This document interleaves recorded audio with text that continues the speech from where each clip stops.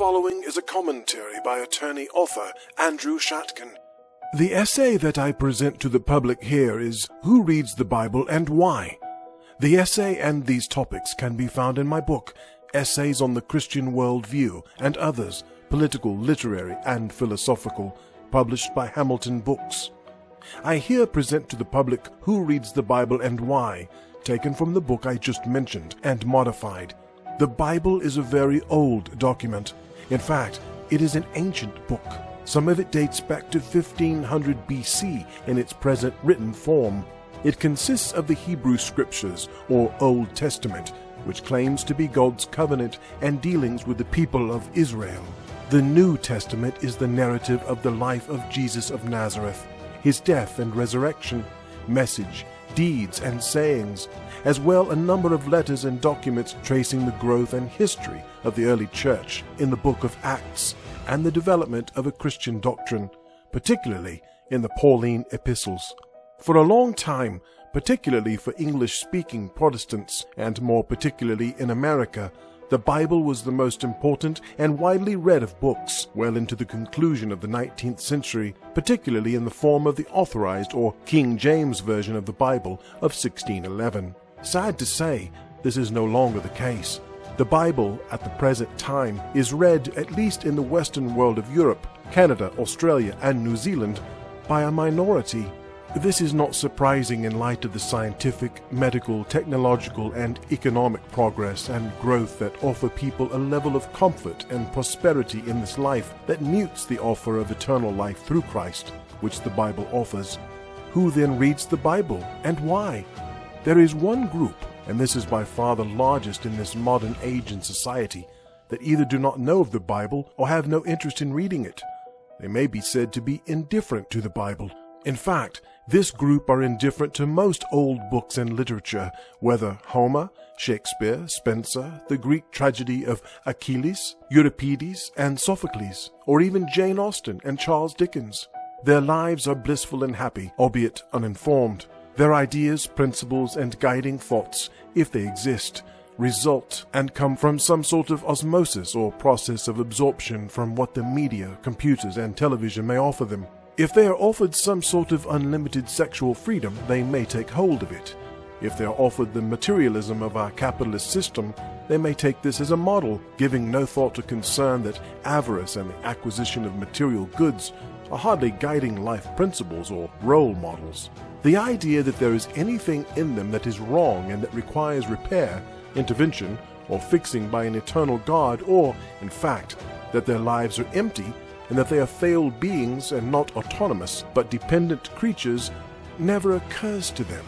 They are content to spend their lives getting as much sex and money as they can get, little knowing or caring that eternity awaits them. How can, to those persons, a book of apparent silly myths have any relevance to their latest purchase of a Lexus, their meal in an expensive restaurant, or their outing with a beautiful woman with whom they are about to entertain themselves?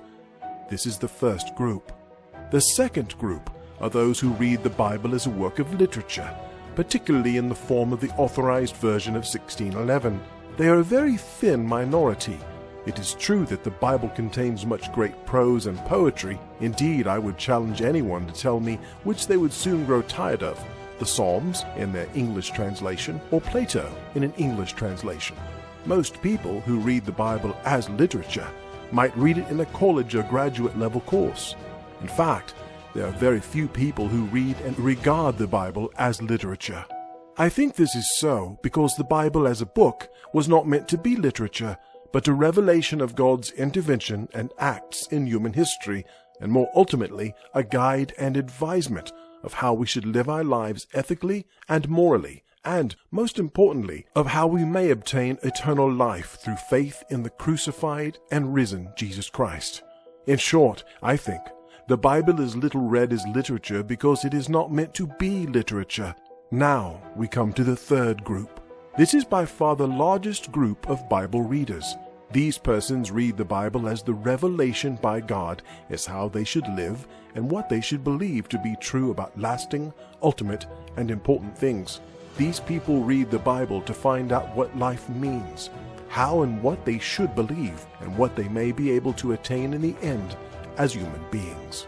The Bible must always be read by persons, whoever, wherever, and whatever they are, whether in Africa, China, India, or the United States, or England, or Germany, as the revelation by God concerning his covenant with the Jewish people and his new covenant of Jesus Christ, concerning what we should do in this life, what we should believe about God, and how we may come to eternal life and glory in the company of righteous, loving persons in continued love and relationship with the true God and those who have chosen to be with him in paradise. The only reason to read the Bible, this group rightly concludes, is because it's true and will always and forever supersede any temporary truth, or better put, whatever happens to be faddish or fashionable. The works, acts, and sayings of Jesus Christ offer us eternal life. His ethics are a higher ethic that have never been stated and that none of us will ever be able to attain. He counsels us to moral perfection, to love our neighbors as ourselves, to give away our riches and material goods and embrace poverty. He tells us that to look at a woman with lust is to commit adultery, and that if our eye offends us, to pluck it out. We are told not to judge others. No Greek thinker, Plato or Aristotle, said or offered anything close to this in their system of thought. The Bible will always be read by those who wish to know and understand ultimate truth about who we are, what we should do with our lives, and where we are going.